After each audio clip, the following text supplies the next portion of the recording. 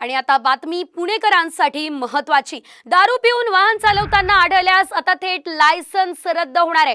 पुणे पोलिसांनी याबाबत न्यायालयाकडे प्रस्ताव पाठवला आहे। दारू पिऊन दुचाकी किंवा चारचाकी गाडी चालवल्यास पुण्यात त्या वाहन चालकाचं लायसन्स कायमस्वरूपी रद्द होणार आहे।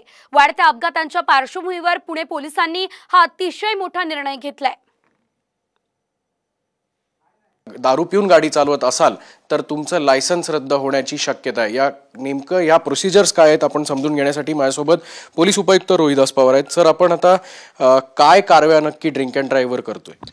आपण आठवड्यामध्ये जवळपास 3 ते 4 वेळा ड्रिंक अँड ड्राईव्हची कारवाई राबवतो।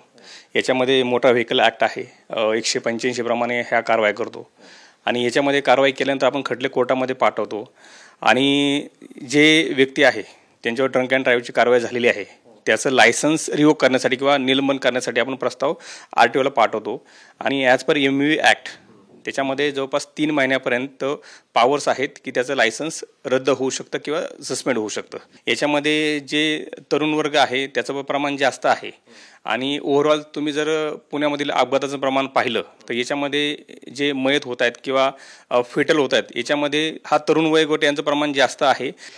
लायसन्स मिनिमम 3 महिन्यासाठी निलंबित होणार आहे, त्यानंतर त्यांना मिळू शकेल, परंतु त्यानंतर परत ऑफेन्स केला तर त्यांचं लायसन्स जे आहे ते रद्दही होऊ शकतं। त्यामुळे कुणीही दारू पिऊन किंवा कोणताही अंमली पदार्थ घेऊन वाहन चालू नये एवढंच मी आवाहन करू इच्छितो। धन्यवाद सर। तर आपण बघू शकतोय की जर तुम्ही मद्यपान करून ड्रायव्हिंग करत असाल तर तुमचं ड्रायव्हिंग लायसन्स जे आहे ते 3 महिने रद्द होऊ शकतं आणि त्यानंतर तुम्हाला कुठलंही वाहन चालवायला परवानगी मिळणार नाही अशी माहिती आता पोलिसांकडून प्राप्त झाली आहे। कॅमेरामन सुमित भोसलेसह अक्षय बडवे, साम TV न्यूज, पुणे।